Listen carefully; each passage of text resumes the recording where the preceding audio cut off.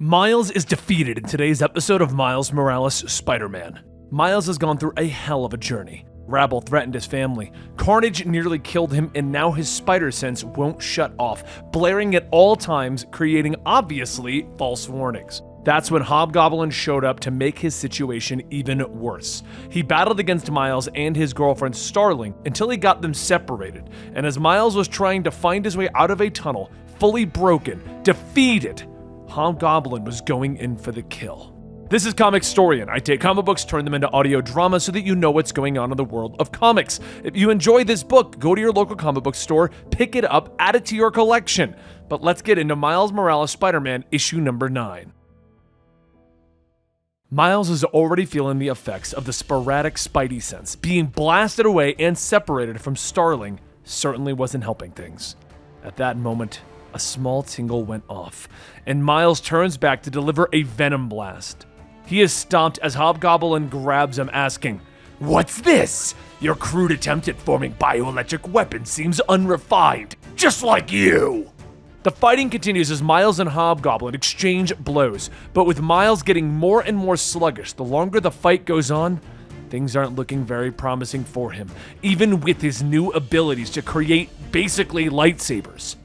Meanwhile, on the other side of the collapsed wall, Starling can hear a noise as a small automated robot wheels itself out. "Hello, human, I am Gar. How may I be of assistance?" Starling looks at it. "What the hell are you supposed to be?" And Gar explains that he is a guided asset recovery engine, and it would appear a piece of Beyond Incorporated property has been taken. "Would you know anything about it, human?" She says no, but if he can get her out of here, she can take him to the guy who does. Gar emoji face smiles. "Let's go!" Back on the other side of the wall, Miles brings out his latest weapon, the bioelectric sword, and even with that, Hobgoblin grabs him, kneeing him in the stomach. "You lack polish and discipline." After being knocked away, Miles says, "I'll show you polish!" And he webs up part of the ground, flinging himself forward, hitting Hobgoblin in the face with both feet. After webbing him up, Miles tells him, "My crazy meter's been going off all night," which is saying a lot, honestly. But Hobgoblin cackles as he ignites his hand to burn away the webbing. "You spider folk are all the same! Always trying to keep people safe, where I'm a certified death dealer." Miles could see something happening, but his Spidey sense wasn't going off. And as Hobgoblin creates an explosion, the two are launched across the room into the walls. Hobgoblin is the first to get to his feet, telling him, "You either learn to get a handle on these things or they're gonna eat you alive." And then a voice tells him, "If you want to eat something..." Before he could react, Starling leaps in with a pipe, bashing it over Hobgoblin's head, telling Gar that this is who is trying to steal Beyond Incorporation's secrets. "You don't like that, right?" Gar's emoji face turns from happy to angry. "I certainly do not." As Gar takes over the fighting, Starling hurries over to Miles, and he asks her, "What is that thing?" "Oh, that's Gar. It's about all I got out of him. Now shake it off. Let's get this guy out of your hair." Hobgoblin punches Gar in the head, yelling, "You're gonna need more fight than this. I'm on a mission, and I have to see it through." As Hobgoblin begins to throw more bombs, Spidey rounds them up in webbing, while Starling flies in, kicking Hobgoblin in the stomach with both feet, knocking him through a wall. Hobgoblin gets back up. "I'm growing tired of this!" And at that point, it's Miles' turn to attack, as Starling grabs a hold of some webbing and gives Miles a boost, launching him right at Hobgoblin. There's a loud crack as Miles' feet break the ribs of the Hobgoblin, bringing him down. But as he tries to crawl away, "Can't leave without it." Starling says that thing lets him rewrite minds on a whim. "We're not letting you get out of here with that." "Right. What she said," Miles tells him. Hobgoblin reaches out for the mind-rewriting device. "You won't keep me from this. You won't keep me from the real fight." Miles stops. "What fight?" "Oh, you'll know soon enough," Hobgoblin says, igniting several pumpkin bombs, enough to level the entire building. Miles freezes, trying to hone in on his Spidey sense, but Starling rockets upwards, grabbing him. "We gotta move!" The building explodes outwards, and Starling lands. Jeez, how can you spider people deal with all these weirdos all the time? But when she gets no answer, she looks around, asking, where did Miles go? She hears sobbing off in the distance. She hurries over, seeing him on his knees.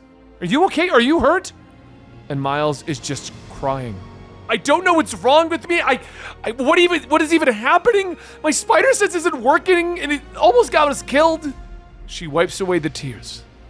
It'll be okay. Just tell me what you need. I really think I just need help, Miles tells her. It's just so much has happened to me, to us. It's all just hitting me. So she helps him up. It's okay. We'll get you some help.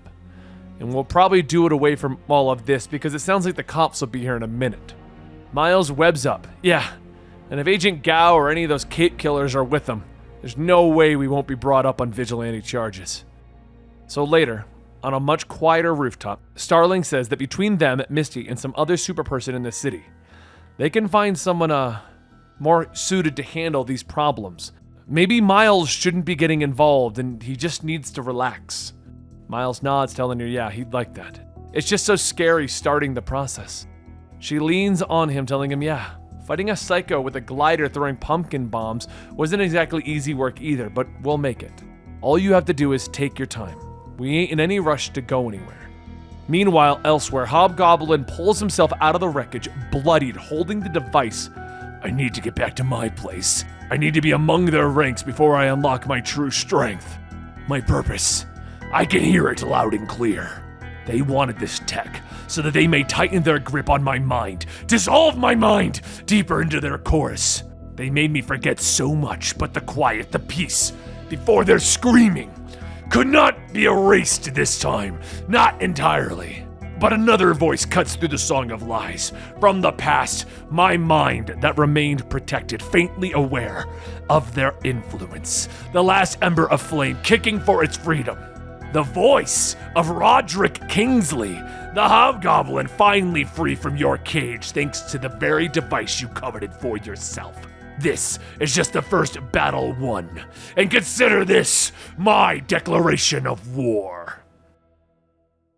What's going on with the Hobgoblin? I literally have no idea. If you missed it over with Peter Parker, Hobgoblin was all kinds of tied up in a mind-wiping adventure. Well, not adventure, but both versions of the Hobgoblin were battling against the Goblin Queen to restore memories. So I'm assuming that this is the continuation of that. Is the Hobgoblin going to be tied up with Miles and Peter? That's what I'm kind of hoping for, a big Hobgoblin event, but we're not going to know until we know.